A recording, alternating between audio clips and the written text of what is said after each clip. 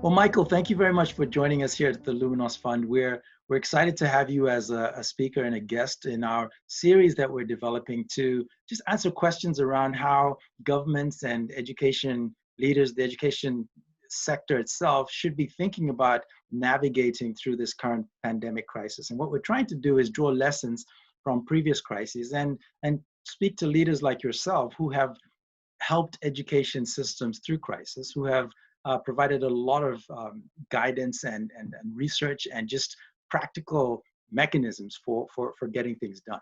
Thank you for the opportunity. Oh, absolutely, absolutely. So we'd love to dive in. Perhaps, Michael, start with your own personal journey. I understand that you one of the beginnings you had in education was being a teacher. Perhaps you could start us off there and take us through to where you are today. Yes, after I graduated, I became a history teacher, first of all in just north of London in a small town called Watford, and then in Zimbabwe. I moved there to teach in a new school after Zimbabwe was newly independent, when your colleague Jingai Mutumbuka was Minister of Education, and I taught in a secondary school that had just been built in the big suburb that you're familiar with, Chitungwiza. There was a part of that called Seke. I was in Seke number 2 high school. We had a morning shift and an afternoon shift. Morning shift started at 7, finished at midday. Afternoon shift went from 12:30 to 5:30. Classes of 50. I had 7 classes of 50 kids. They worked really hard. It was a great experience for me, demanding actually, but a great experience, and it gave me a love of Africa and Zimbabwe in particular. Tell us a little bit about what you might have drawn from that experience as somebody who then became quite formative in the education space. It was a learning experience. I had a young family, so the demands of the situation. My youngest daughter was actually born there, so all of that I remember. That how do you connect family and work, and all of that was important. In the schools, what I learned is just getting some basics right makes an enormous difference. So if you're a teacher, starting the lesson on time, finishing on time, having a clear, very simple lesson plan. This is what we're going to learn today. And we learn it. This is what we learned today. This is the work you need to do before the next lesson. So being really clear about some of the basics, just a degree of rigor in that kind of basic process makes an enormous difference. That's a very, very simple lesson. I'd been teaching for 4 years in England, so I had some experience. But what I discovered was that the teenagers, they were all teenagers, were very highly motivated. That was the other thing that was really striking compared to England, where some of the teenagers were motivated and some of them were a bit more reluctant. Not all of them wanted to learn history. But in Zimbabwe, when it was newly independent, these kids really wanted to learn. They were highly motivated. They wanted to get good jobs. They wanted to learn history, and they wanted to reinterpret history in the light of independence. So we were doing African history, but the textbooks had been printed in the Rhodesian days. So a lot of the debate in the classroom was, well, that's what it says in the textbook, but what's your perspective? So that was all very, very powerful, actually. The volume of work was high because there were large classes and lots of kids and lots of work to mark. But I think the thing I learned most is just getting the basics right. You didn't need to motivate the kids in Zimbabwe; they were motivated. And the other thing that dawned on me over that 2-year period was the degree to which many of the students had unrealistic expectations of what independence would bring them in terms of good jobs in the city. They didn't want to go to the rural areas. The government wanted to build collective farms out in the rural areas where previous white landowners had left, and these collective farms. But the kids really didn't want to do that. They wanted to live in the city, and they wanted to have good jobs, skilled manual jobs or skilled other jobs.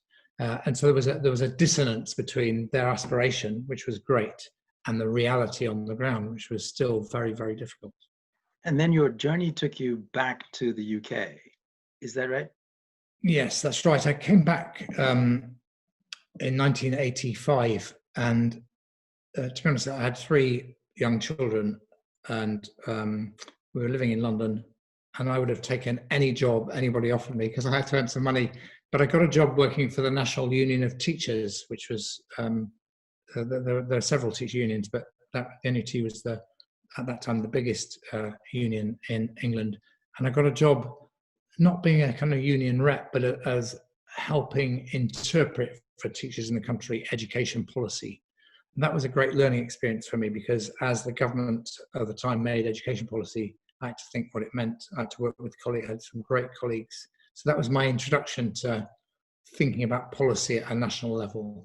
And I stayed there for several years, eventually becoming head of this education department, just at the same time as Margaret Thatcher's government did the biggest education reform for 40 or 50 years. So it was a very powerful experience in understanding and interpreting major policy change.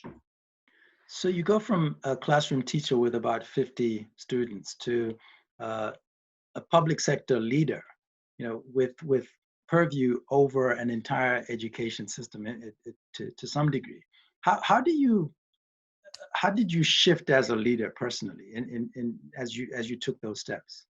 Yeah, I mean, when I first worked in the NUT, I was part of a department of some great people. Some of them are still friends of mine, but I wasn't at that point a leader. But thinking strategically and thinking systemically is really important. And I tried all the way through. Later on, when I was overseeing the education reforms in England from a government point of view, I tried all the time to remember. I think this is a leadership skill that you have to, one at the same time, think strategically, but also remember what it's like to be in the classroom all day, every day with 50 kids in the class, or in England, more like 25 or 30, and just remember that experience. So you see the big picture and the immediate detail, and I think this applies well beyond education. If you can get that combination, it's a very powerful way of understanding. And when you're making policy, you have to remember what it's like to be on the receiving end of that policy. So, Michael, what were the key challenges in the UK during that time? The government at the time passed in 1988 a major piece of legislation called the Education Reform Act, which I've just been writing something about this, looking back over the last century and a half of public education in England. I think the 1988 Act was the single most important piece of legislation since the Second World War in England. And what it did was completely change the model. It said the government is going to introduce a national curriculum. There will be tests that check whether children have learnt that, certainly in maths and English and science. But the schools will get devolved budgets and they will decide how to meet those standards set out in the national curriculum. So whereas the previous system had been focused on inputs, government gave some money to local authorities, they spread it among the schools did whatever they did, but they didn't have their own budget. If they wanted to get the windows painted, that to apply to the local authority, to a situation where every school had its own budget, every head teacher was in charge of his or her own school, and their job was to organise themselves to meet the standards set in the national curriculum, which would be checked by national tests in maths, English and science. So it was a big revolution.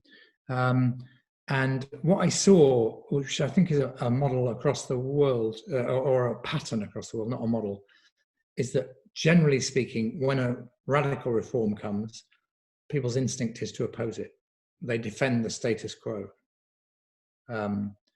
And that's what we as the National Union of Teachers did. When I became head of the department, which was in 1989, so before this act was fully implemented, but when it was already passed through Parliament, I tried to push us to interpreting the new situation to make the most of it for teachers. And I think going back to your theme of this set of conversations, one thing to think about in relation to crises or just big changes, this wasn't a crisis, but it was a very big change for teachers and there was a lot of opposition to it. There's three stages psychologically that is a pattern in these things. The first is, I'd call it disbelief. I can't believe this happening. I never thought they'd do this. I just can't believe it's happening. And that we've all heard people. And then the second one is accommodation. You think, it has really happened. We've got to live with it. We've got to find a way of living it. And you can see that, by the way, around the world now with the pandemic. But then the third one is repositioning, strategically rethinking. What are the opportunities in this new situation? Like I was saying back then, we've got devolved budgets so that the head teacher has influence over the nature of the school, and the teachers can be collaborative with the head teacher. That should be an opportunity for teachers. You can shape your own school instead of having it dictated to you by a local authority. And rather than see it as a threat, see it as an opportunity. So a lot of what we were doing in that time, and it was a seminal learning experience for me, was reinterpreting the new situation. And I do think that's a generalizable lesson for people going through crises. You've got to go through the disbelief, because it is, the pandemic at the beginning, people think, God, this is unimaginable. And then you say, oh, it's going to be really difficult. We've got to do lockdown. It's going to be horrible. We've just got to get on with it. And then you begin to think, well, what are the opportunities here? We've got much better at using technology in education. Instead of just seeing it as a kind of default when we can't do face-to-face, what are the opportunities to make that really work for every student? We've learned that if you don't think about it, digital poverty will prevent some children learning. So how do we address that? So you start asking big strategic questions, and then suddenly there are opportunities. If you're a university now, you can get any person, any expert in the world to teach in your university on Zoom. Why not get the best person in the world to do whatever it is you want? Do you see what I mean? So that all these big opportunities arise, and you go through those three stages of disbelief, accommodation, and then strategic repositioning. And that is, I think, where we've got to with education in relation to the pandemic in quite a few countries now, as they reopen, as the schools reopen. So what's interesting is, prior to the coronavirus pandemic, people were already speaking about an education crisis. So this wasn't a health crisis, but it was a learning crisis.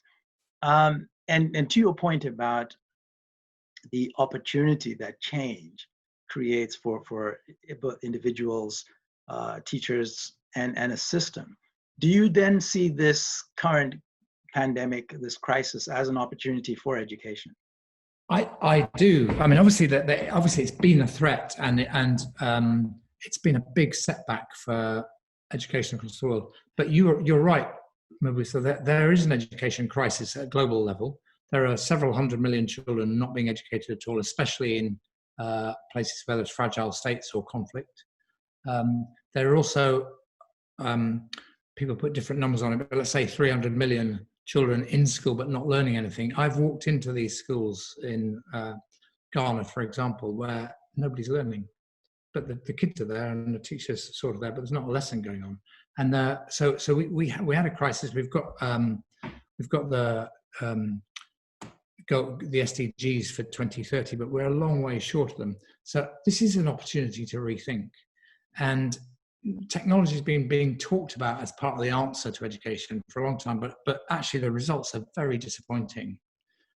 Governments tend to have schemes to provide laptops or schemes to provide computers, but a computer on its own is just a lump of incoherent plastic and strange metals. It doesn't do anything.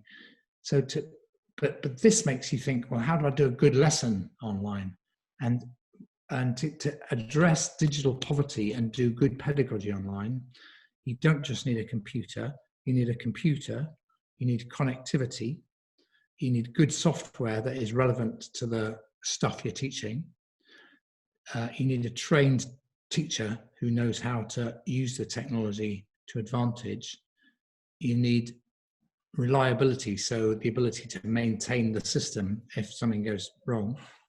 And finally, you need to make sure that the child at the far end with their laptop or however they're accessing this has enough space to learn. If you don't get that's 6 things.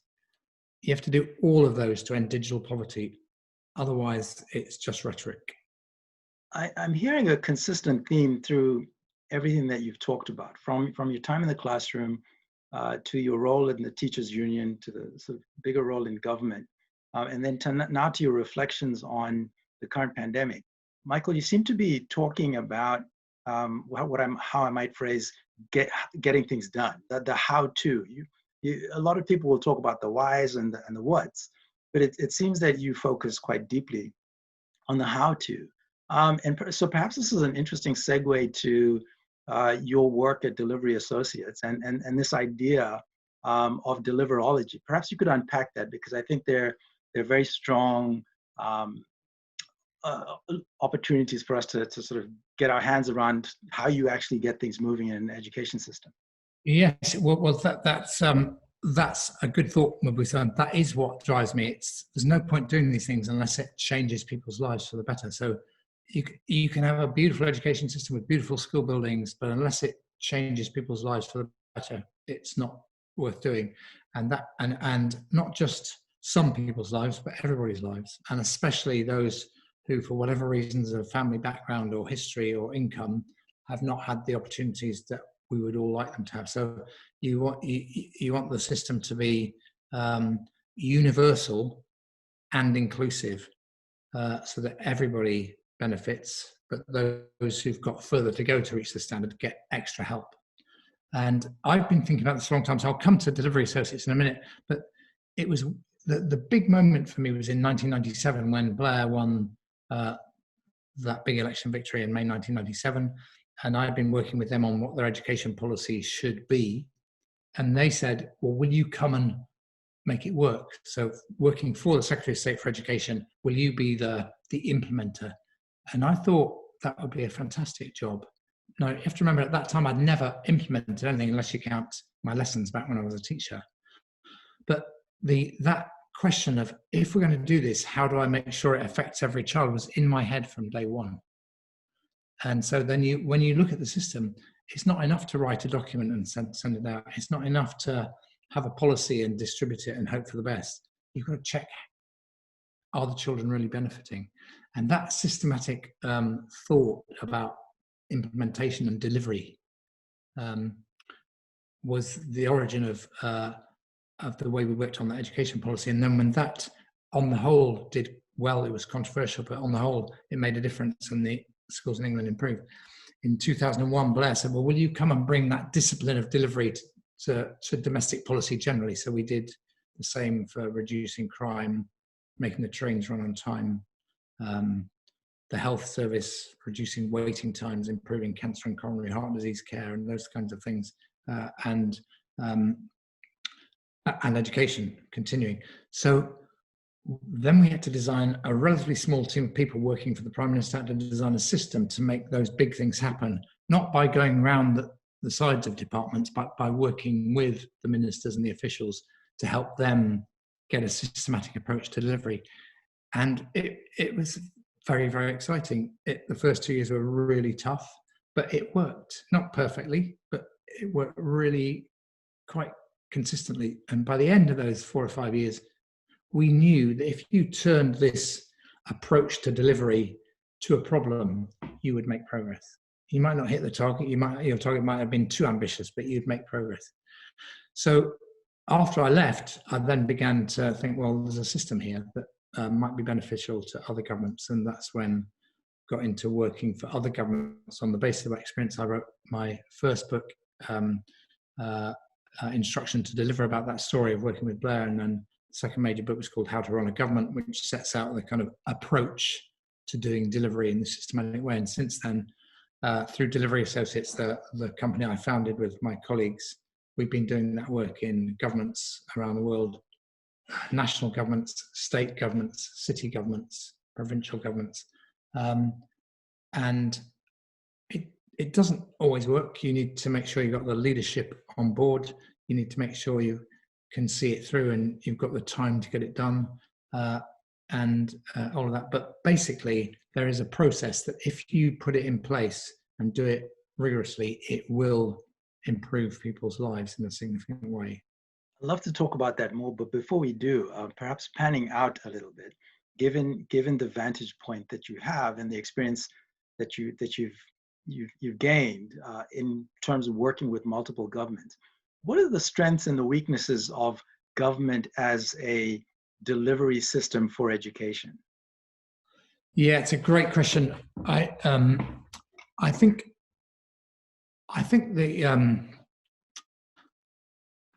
first of all, education, school education, definitely. For lots of further and higher education too, needs to be a public service. So it needs to be government funded, and so you need government policy, and you've got to get all that right. I think the problem we've developed in education, I'm talking globally here, is we've seen government as the funder, the regulator, the writer of the rules, and the sole provider.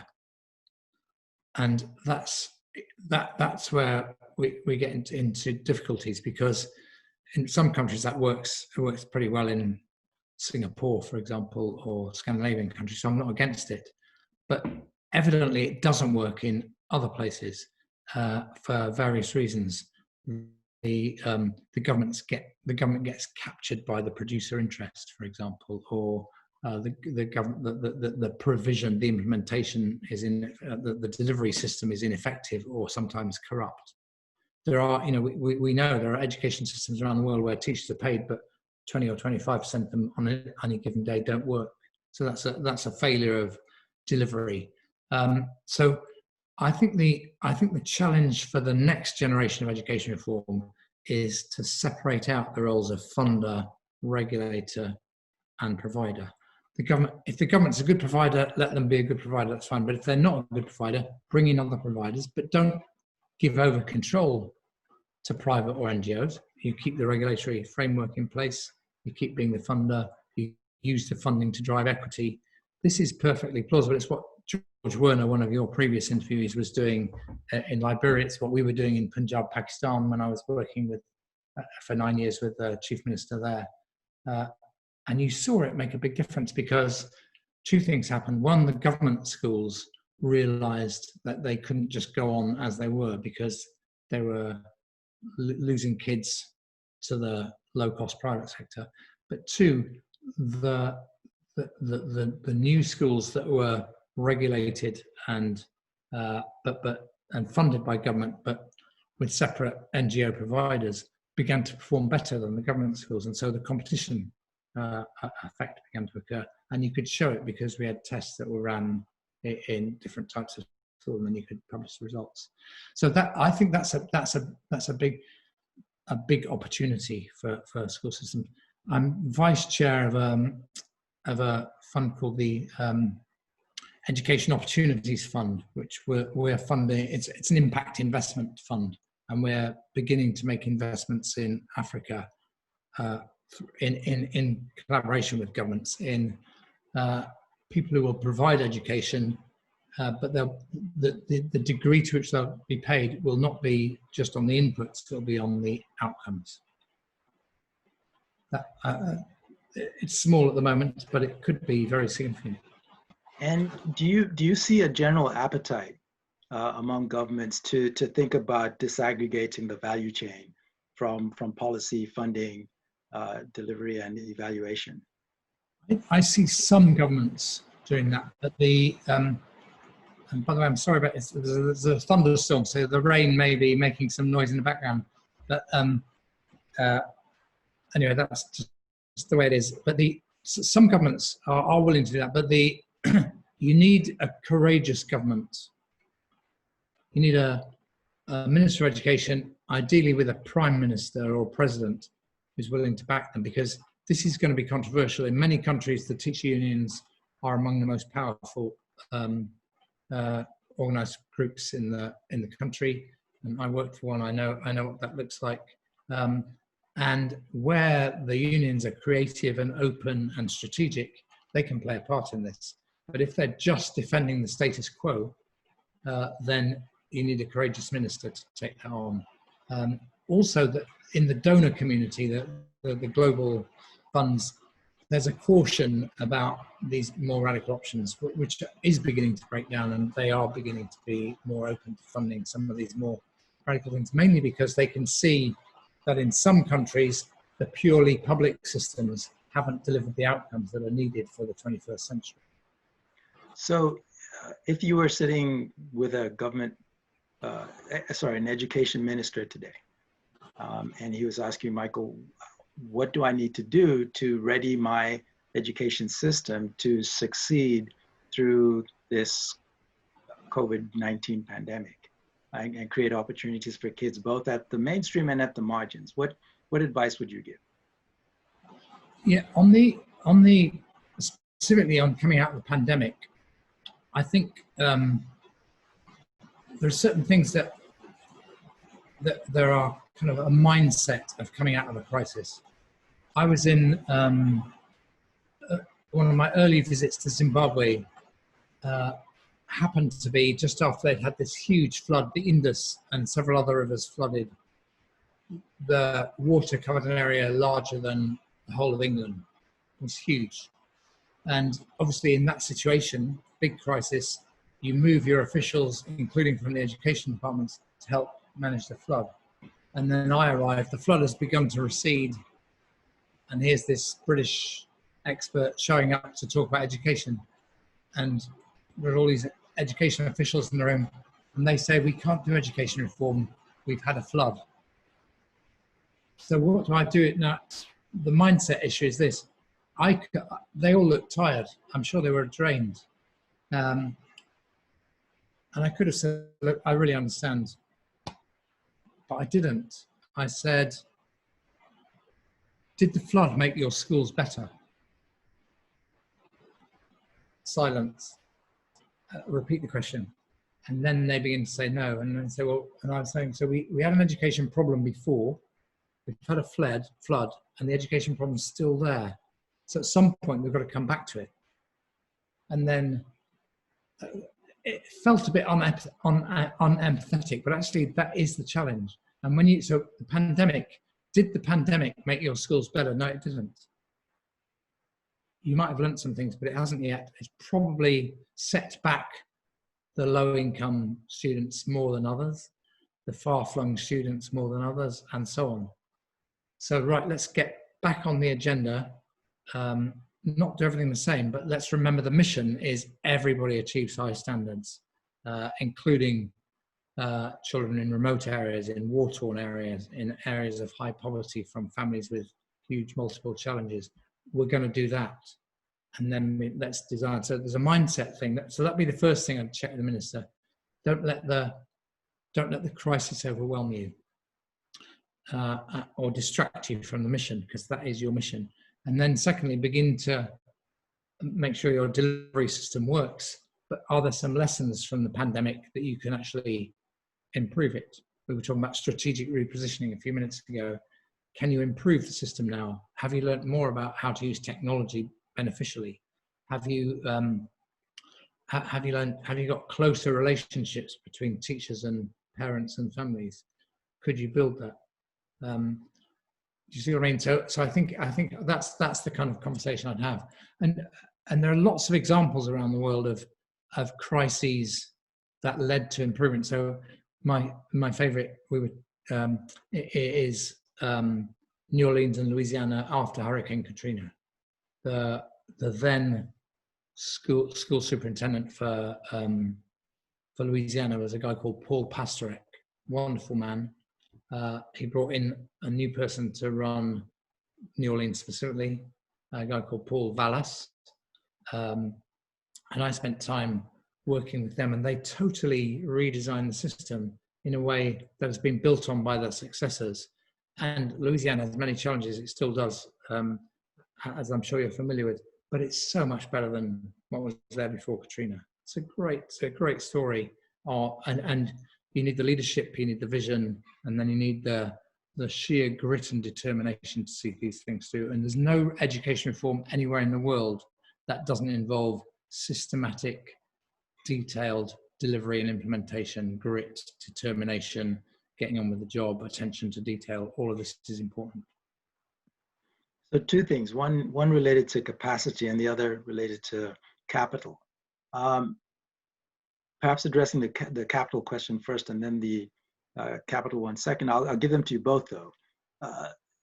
In order to have an effective delivery system, imagine the minister would have to have a very well cultivated and developed team of people from the ministry all the way down to the classroom who understand the mission, see the vision, are convinced of what to do, and can execute as required. That's number one. But I imagine that you need some level of funding to be able to do this work. And so how much do capacity and capital matter when it comes to executing in education systems? Yeah, well, I mean, funding is obviously basic funding for the people in the system and the physical infrastructure and the technology and the textbooks. That is necessary, but it's not necessarily to have extra funding in order to do reform. You can, but you do need basic funding for sure. And here's my point on funding before I come to your capacity point. I think most people in education systems think that the best way to get money out of governments and donors is to go around saying how terrible everything is and we need more money. The roof's falling in, give us more money. We're all, look at the state of it. It's nothing's working. It's all horrible. Give us some more money. My argument is to turn that on its head, to say, look at what a fantastic job we're doing with a small amount of money. Look at the outcomes we're getting. If you gave us more, think what we could do.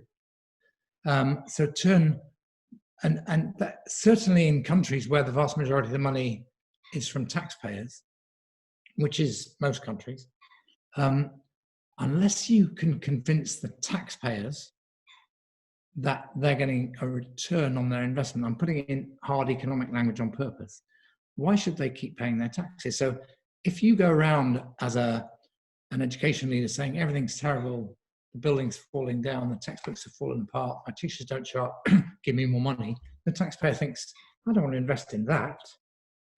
But if you said, I've got a small amount of money, my children are really learning, but if you invested, I could do this and that and that, and then you'd see. That's a different argument.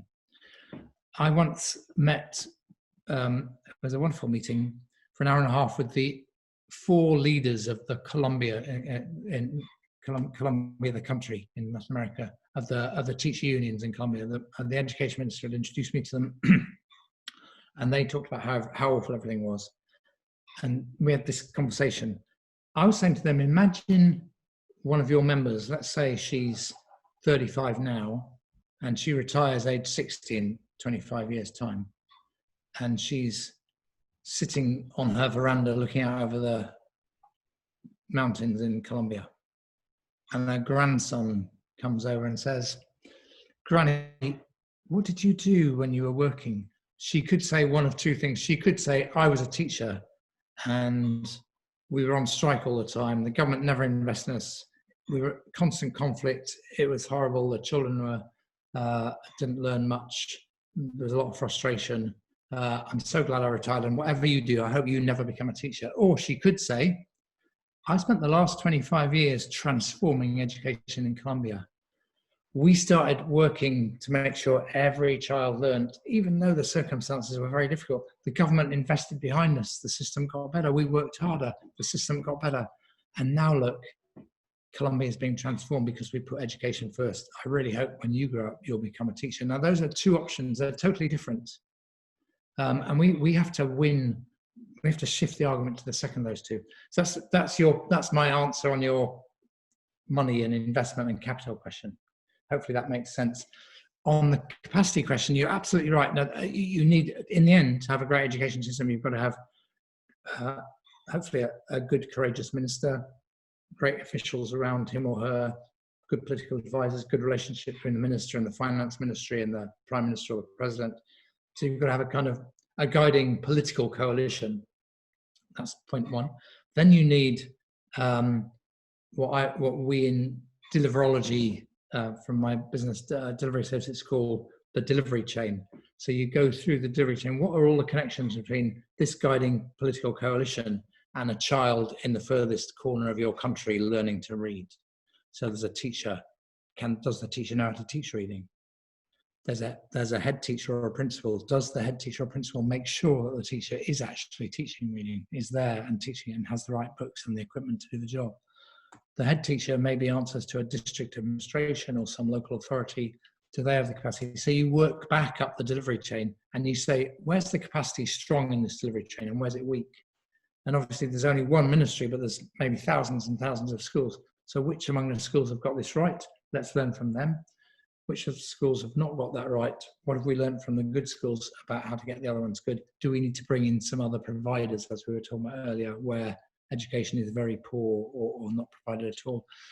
And you do need to build capacity. The thing to avoid, though, is thinking that you need all that capacity in place before you start, whereas actually you get started and the capacity builds around the agenda. So I call it ever-widening circles of leadership.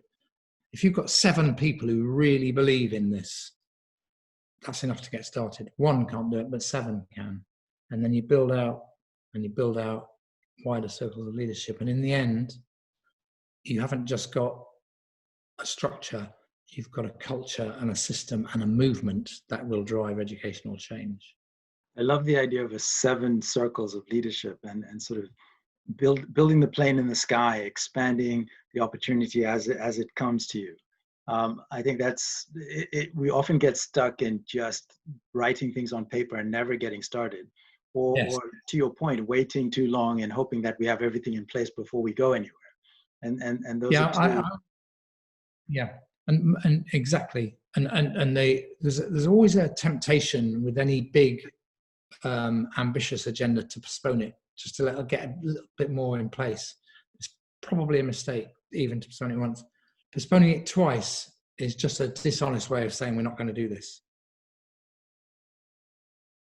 So taking this idea of expanding leadership and sort of expansive collaboration, I wonder, given you were invited by Tony Blair to expand what you learned about delivery from education into other spaces of public delivery.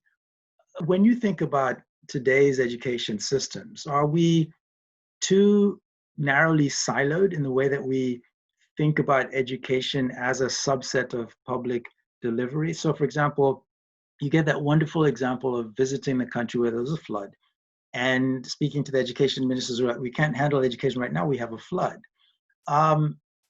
But at the same time, if you focus too narrowly on education and you forget about health and nutrition and transportation and so forth, you may deliver what in theory is a good education system, but in practice is not effective at all. Yes, it's a very, very good question, and the the answer is not simple. I'm going to just spell this out really bluntly. Quite often I hear people in the education system, and I know you're not saying this, by the way, before I say what I'm about to say, hear people in the education system saying, we can't really reform it, we'll never get it right unless all these other people in health and crime and transport fix everything first. So this need for inter-service collaboration or getting out of the silos is sometimes used as an excuse for not getting started. However, in the 21st century, we do need to get out of the silos. We do need to find ways of doing it. So you've got to get your own house in order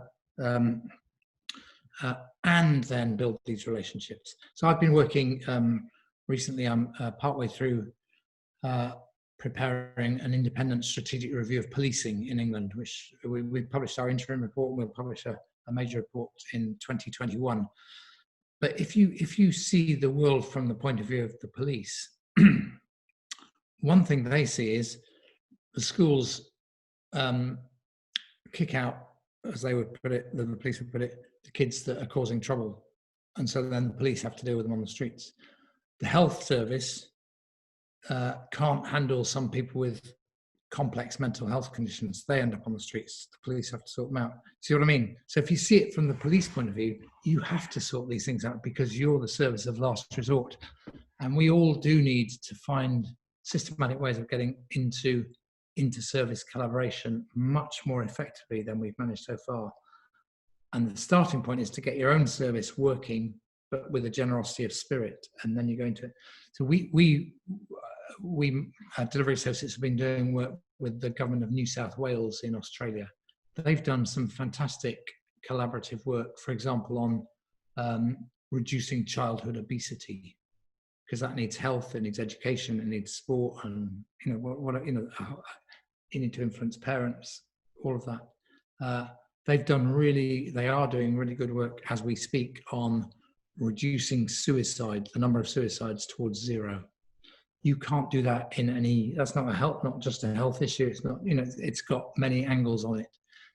So increasingly governments are setting goals that don't fit neatly into traditional services. So that drives collaboration. And unless you get the collaboration right, it's not going to work. So it's a long answer to your question. It's a very important question. My first point is, don't allow the excuse that everybody else isn't delivering, so we can't. But once you've got that out of the way, then work out in a sophisticated, thoughtful way what that collaboration needs to look like and how you get the right incentives around it. Michael, you've been a brilliant guest. I really deeply appreciate your thoughtfulness and your willingness to take us through your personal journey, but also to help us navigate some of the tricky questions that are coming up right now. Before we close, I'd like to ask you a personal question. When you were growing up as a child, what was your favorite book, or what books were you drawn to? I loved, actually more as a parent, reading it to my daughter. I have 3 daughters. I loved and still love Alice in Wonderland. I think this just is a brilliant flight of imagination and genius. When I was a small boy myself, my favorite book, I don't know if it's well known outside of Britain, but it's a childhood classic from the 1930s called Winnie the Pooh. It became a cartoon later, so some people have seen it, but it's a beautiful story, a beautiful set of stories of, I can't go into detail, but I loved both those things. So they were good. And then when I was a teenager, I started reading history books, which I then studied, and I've been reading ever since. Excellent. Well, as we close, I wonder whether you have some parting encouragement or thought or advice that you might give to our listening audience. Well, first of all, thanks to anybody who's listened through this interview. It's humbling to think that anybody would do that, and I really hope you've benefited and enjoyed it. Secondly, my advice would be that when you look at the challenges ahead, there are many challenges facing us, whether it's the pandemic now or climate change to come, the implications for the planet of artificial intelligence, redefinitions of what it means to be human even, and I don't think I'm exaggerating. And so when you look at those, it's easy to get fearful. And I think the thing I'd want to emphasize is it's up to us. Human agency can determine these things. The power is in our hands. So whatever you're doing, wherever you are in the world, education is the beginning of empowering people, and empowered people will always be able to make the world a better place. Michael, thank you so much. I appreciate you. Thank you very much, Mabusa. I've really enjoyed the conversation. It's a pleasure to talk to you.